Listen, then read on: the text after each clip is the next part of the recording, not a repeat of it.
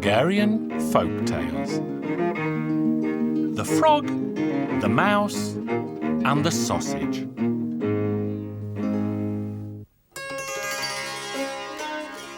A long time ago, far, far away, there lived a little frog.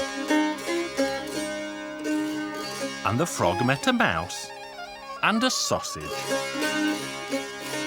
All three began to talk, and they decided to become best friends for life.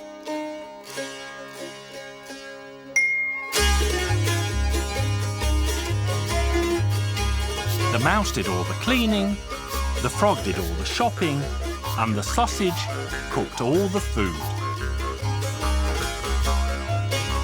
And the three friends lived like this for a month and a day.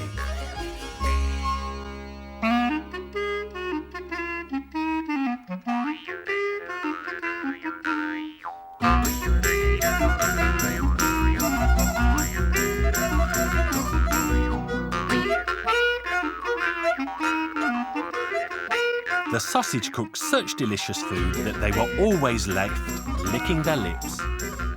And no matter how much they ate, it was never enough because the food was so delicious.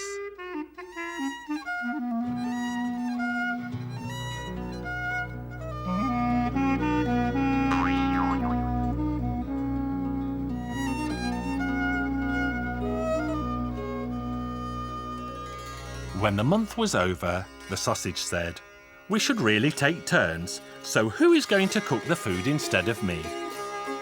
"Why not the frog?" they said. So then they made the frog their cook.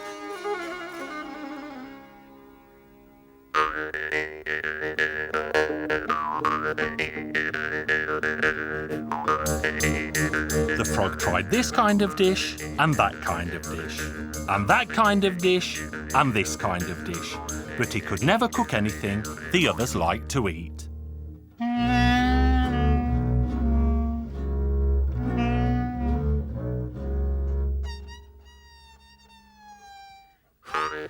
He carried on cooking for a couple of days, but then they asked him to stop. "You are a very bad cook, Frog," they told him. The frog felt very ashamed. "Well then, croak, who will do the cooking now?" So the sausage said, "We'll make it the mouse's job." So the mouse became the cook. And it cooked for a couple of days, but it cooked so badly that it asked the sausage, "Why don't you cook instead of us?" "Yes, croak, why don't you cook instead?" the frog asked. But the sausage could only say, "I had my turn of cooking, and if you don't want to cook, then we'll have to break this friendship up."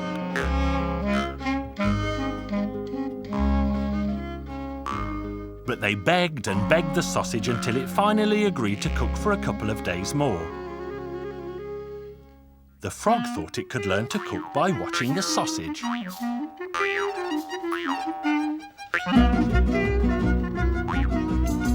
Well, when the soup was nearly done, the sausage pulled it aside. And when it thought nobody was looking, it jumped into the soup.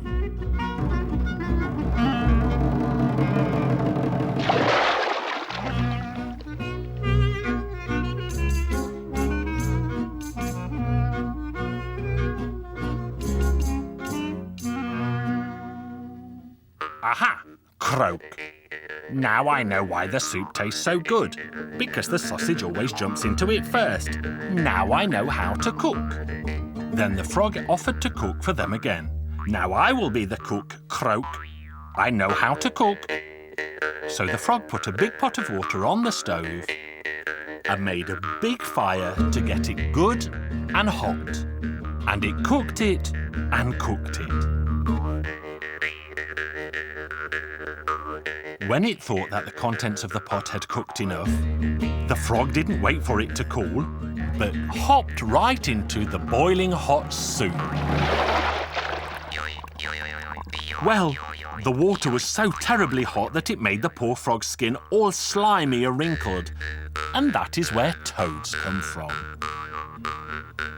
Then the frog had to stop cooking because the hot soup had scalded it so. The mouse and the sausage laughed at the foolish frog when it told them the story, and they decided not to be friends any longer. So they all went their separate ways, and they all lived happily ever after.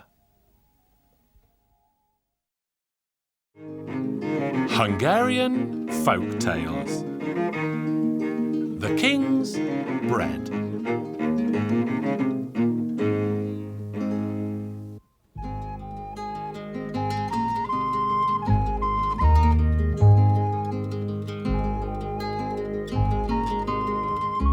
The king in this tale was tired of eating chicken and noodles and cake and milk and bread and other sweet treats every day, and so he issued an order that he should be served an extraordinary dish that he had never eaten before, but that it should be delicious.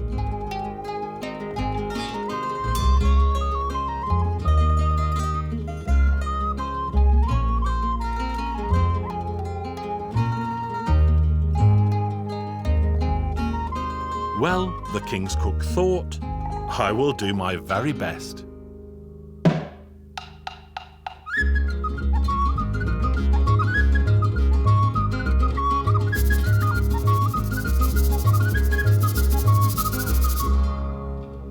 And the cook carried one spectacular dish after the last to the king's dining table.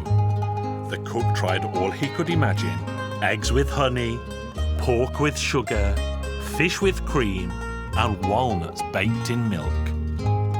But all to no avail, as the king was not impressed and pushed each away with a look of disgust. No sooner had the cook placed the 13th dish before the king when he roared, "Enough! If you fail to bring me a dish I have never tasted, I shall have your head cut off." So the poor cook returned to the kitchen feeling sad. He thought and thought, but he simply could not think of anything clever to cook for the king. He could almost feel the executioner's axe on the back of his neck. With no idea of what to cook, he took a loaf of bread and ran away from the royal palace.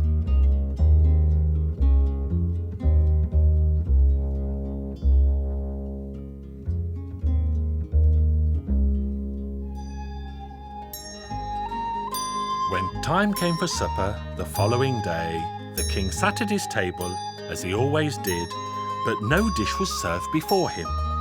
This had never happened in the palace before, and the king summoned for the cook to be brought before him, bound in chains. But where was the royal cook? They searched the palace high and low, but he was nowhere there.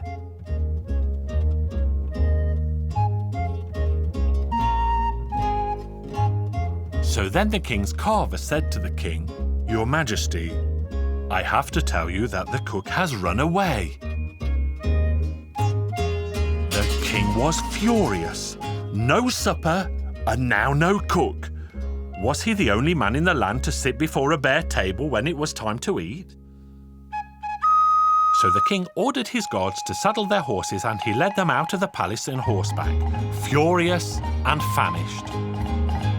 They set out after the cook, soon found his trail, and rode until they came to a great forest.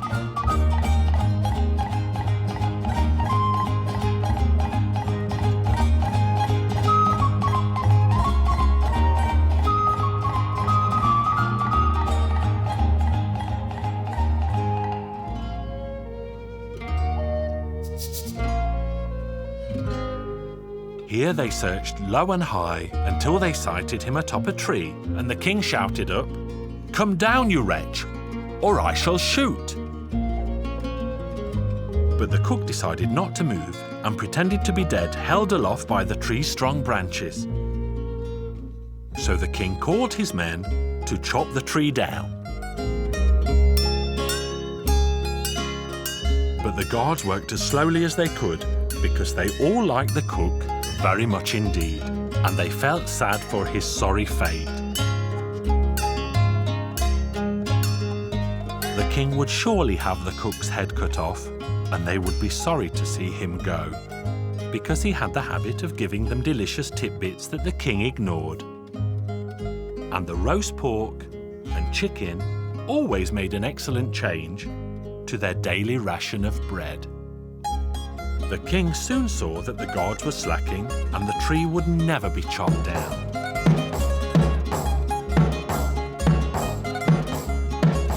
Then the king's cook became so frightened by all the chopping that he dropped the loaf of bread he carried and it fell to the foot of the tree.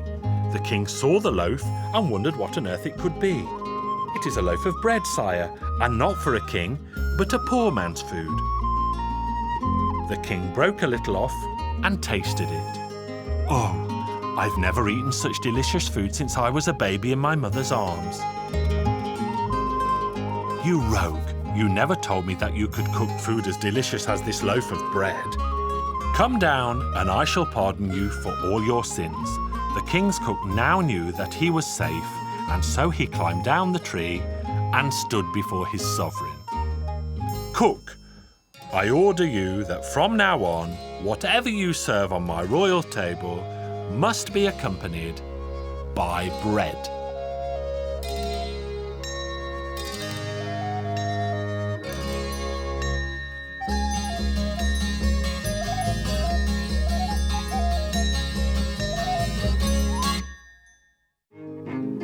Hungarian Folk Tales. The Pelican Bird.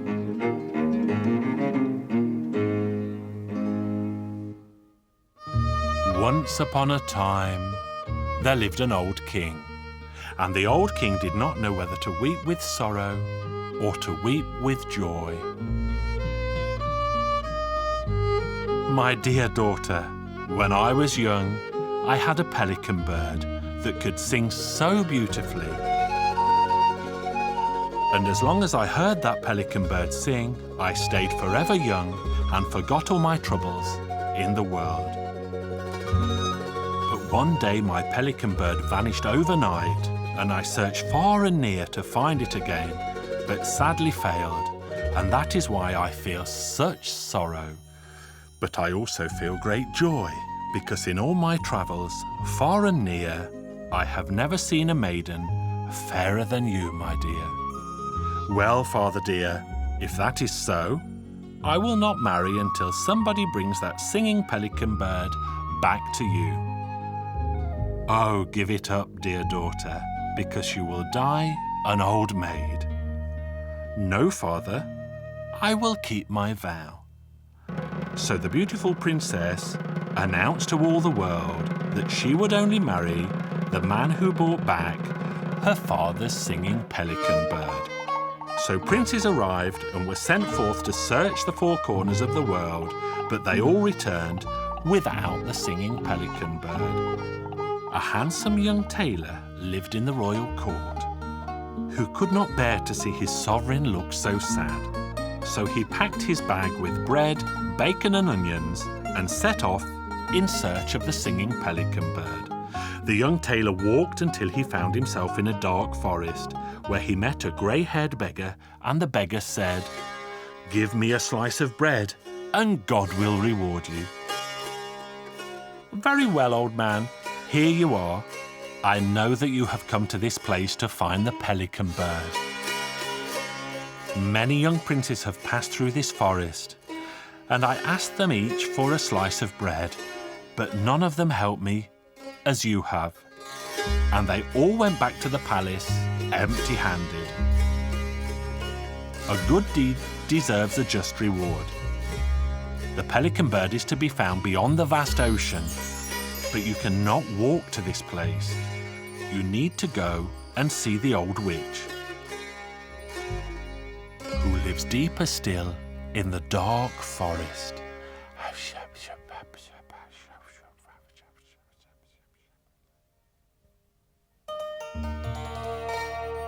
"Greetings, old lady. Do you enjoy good health? What brings you to this far and forgotten place?" "I'm on a quest to find a pelican bird that can sing beautiful songs and flew away beyond the vast ocean." But I intend to cross that ocean because my king cannot live without his beloved Pelican Bird. If you will lend me your horse, I promise that the Pelican Bird will make you a girl again. Go ahead and take my horse. It's tethered under the bridge. So the young tailor fetched the horse and saw it had a mane of gold. The horse suddenly spoke and said, "Climb on my back, master."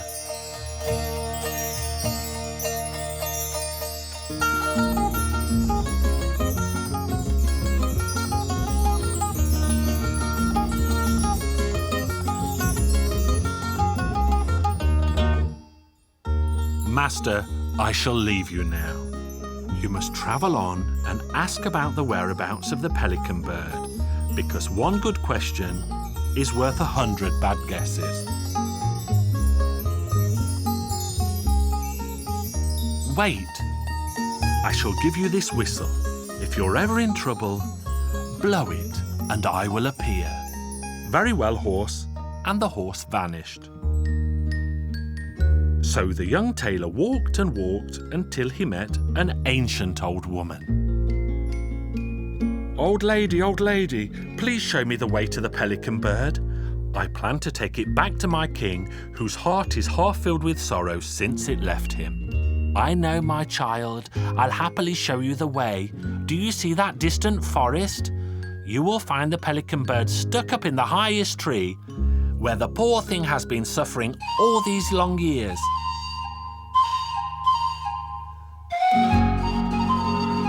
So the young tailor hurried to the distant forest and soon found the tallest tree. And there, sure enough, he sighted the Pelican Bird stuck up among its branches. He tried to climb the tall tree, but failed, and the young tailor was heartbroken.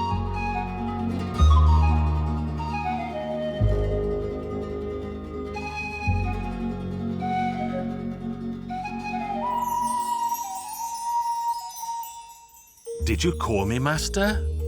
Yes, I did. The Pelican Bird is up in the tree, but I cannot climb it. Worry not, master. You just climb up on my back and we shall fly to the top of the tree. With one hand you can lift up the tree branch and with the other, take the bird and hold it good and tight. It took the young tailor a week and a day to journey back to the palace, where he tried to get the bird to sing for the king. Sing, Pelican Bird, we're home again at last.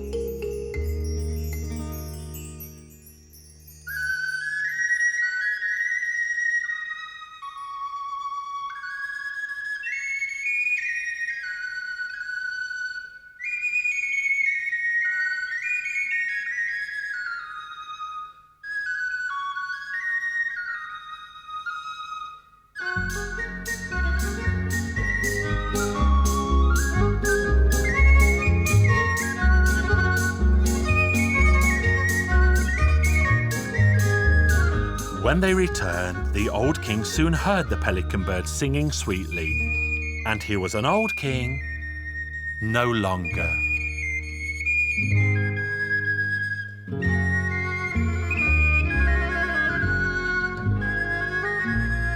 Then they held a wonderful wedding feast, and all lived happily ever after. And that is where my story ends.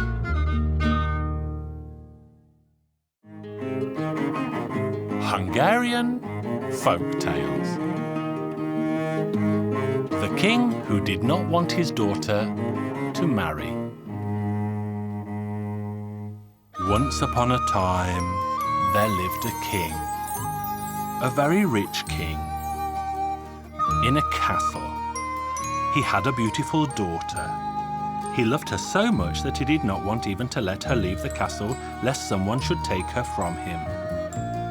One day, however, the princess begged her father to let her walk out a little. He allowed her to do so, but not for long, so that no harm would come to her. As she was walking through the flowery meadow, she realized that a young man was approaching her. It was the son of the neighboring country's king. Both of them were so good-looking that they fell in love right away. They agreed that the prince would go home and set out at once to call on the girl's father and ask for her hand in marriage. The princess went home and told her father where she had walked and whom she had met.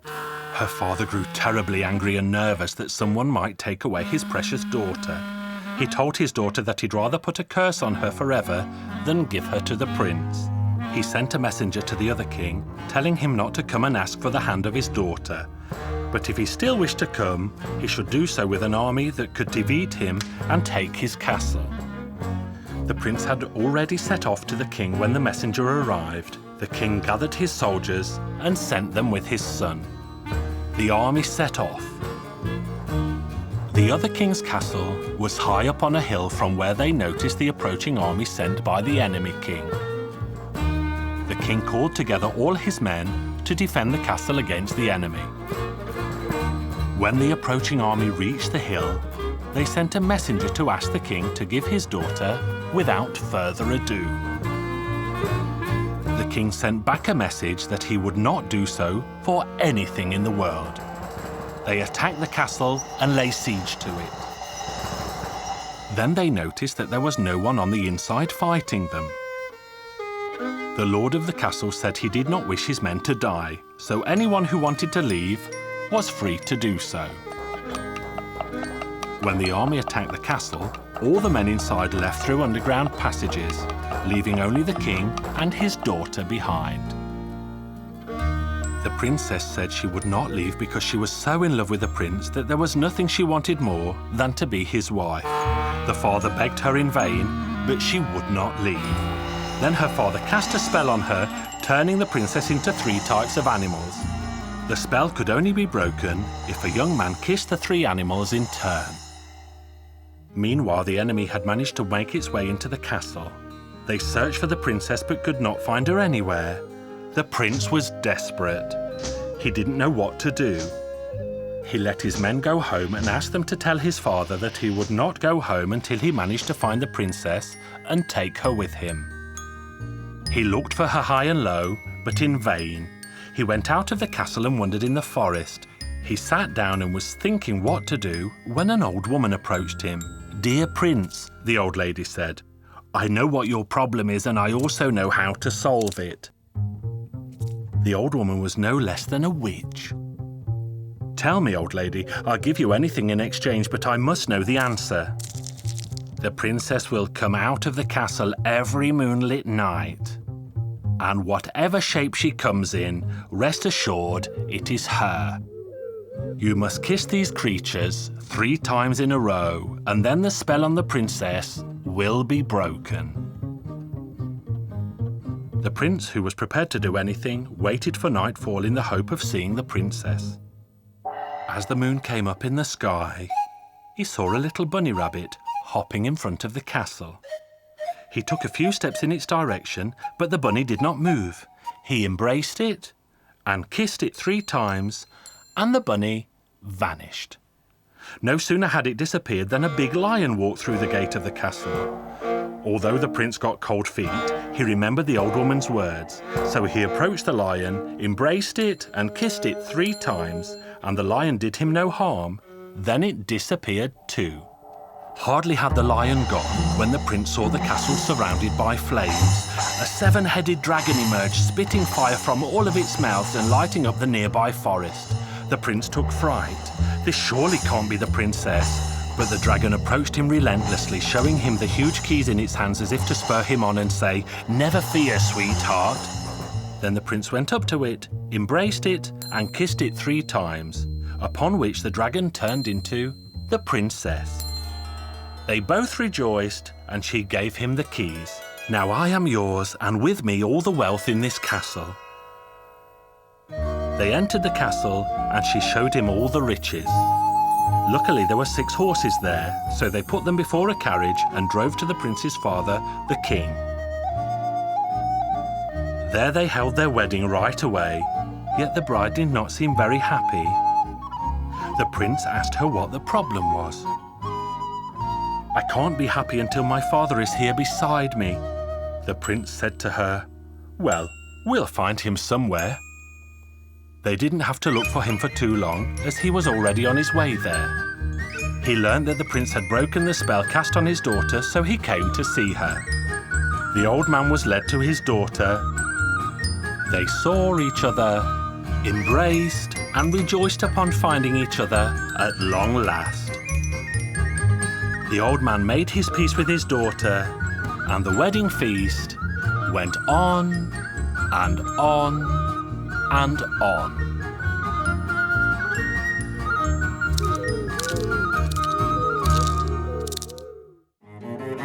Hungarian Folk Tales. The Prince Who Wanted to Live Forever. Once upon a time there was a prince. He told his father that he did not want to die. "You should know, son, that he who is born will also die." But the prince insisted that he did not want to die. "I'll go to Foreverland." "There's no such place, my son." "Yes, there is. I've heard of it." "Very well then, go." The prince prepared himself and wandered for many years until he came to a high mountain. He regarded the mountain and saw something at its very peak. It looked as small as a sparrow. Well, if he had come all this way, he simply had to find out what it was. It took him years to scale the mighty mountain. There he found a huge giant. He greeted the giant, and the giant returned his greeting. "What are you doing here, Prince?" "I'm looking for Foreverland. Could you tell me which way to go?" "Of course, you've arrived. Stay here with me because the Queen of Foreverland will send you here anyway." "I'd like to talk to the Queen myself. Please tell me which way to go from here." "There's a large forest over there. If you cross it, you'll find her." The prince went off to find the forest. There he came upon a magnificent palace. And there he found a kindly woman sewing in one of the rooms. "What are you looking for, Prince?" "The Queen, of course."